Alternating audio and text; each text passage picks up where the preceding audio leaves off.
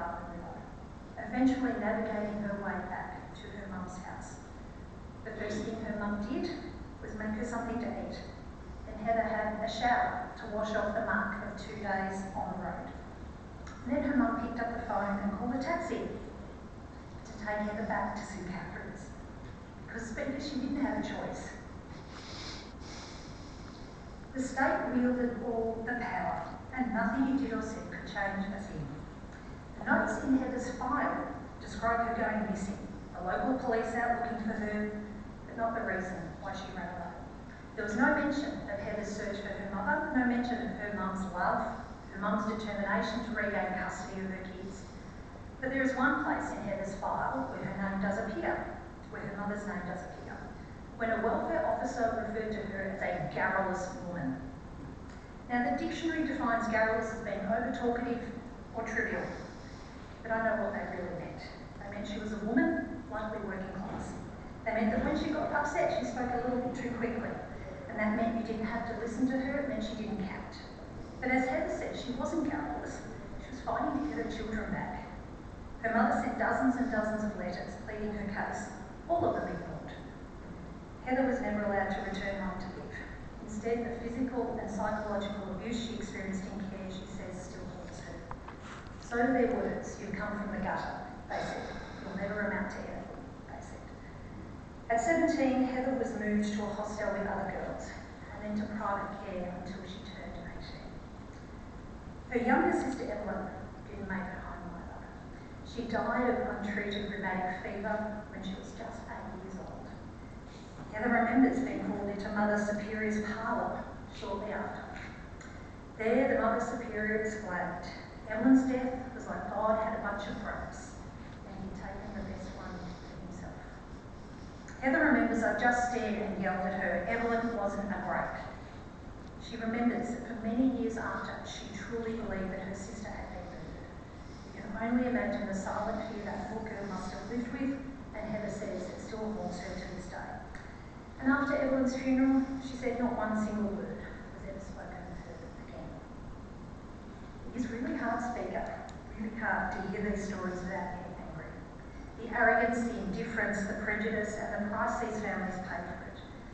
And then having decided the system knew best, the system didn't just neglect these children, it actively hurt them. As one Victorian now in her 80s said, "We weren't people to them, we were just things that had to be fed." As another put it, you were told if you were a ward of the state, then you were a bad child. And if you hear something enough times, you often start to believe it. But Speaker, there is no such thing as a bad child. Instead, brutal punishments were handed out for imagined misbehaviour.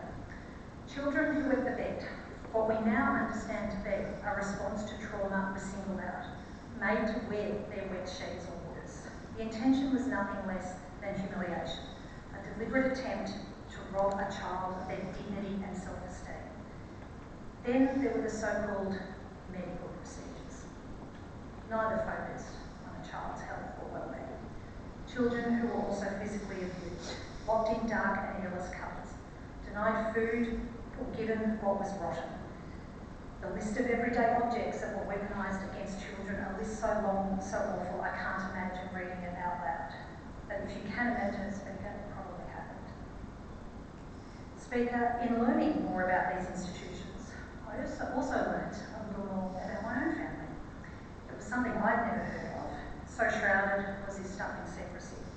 But through this process, I found out that my own great-grandmother and her daughter, my great-aunt, had spent time in an orphanage. It wasn't for very long, and as far as I know, they didn't experience some of the things we've heard about today. But as a wise woman said to me, one day in an orphanage is like a lifetime to a child. It must have felt like an eternity to Barry. 8 brothers and 1 sister broken up and sent all over Victoria. The horrors they each experienced left permanent scars. Barry's sister Maureen took her own life at 18. 2 brothers died of an overdose. And in 2018, Barry's twin Graham drew the blinds of his commission flat, got into bed and never got out again. He weighed a little over 40 kilograms when he was found. And And these are just the siblings that Barry knows about. I blocked out a lot of my past and I find it hard to remember, he said. But I'll never forget the oppressive and aggressive force of physical abuse. The dormitories, the showers, the gymnasiums were places I will never forget, where I was held down and abused. It never leaves you. Speaker, we said we knew better and we didn't. We brought them into our care and we failed them. We took so much from these children and so much from these so-called lords of the state. Their birthdays, their sense of self, we even robbed them of their names. As Sandra, or as she called it, number 88, put it, we lost our identities. We failed to prepare them for their futures too. Many left these places not knowing the things most of us take for granted, not knowing how to use a telephone, how to read and write, how to buy a train ticket, not being able to show affection, be held or be touched.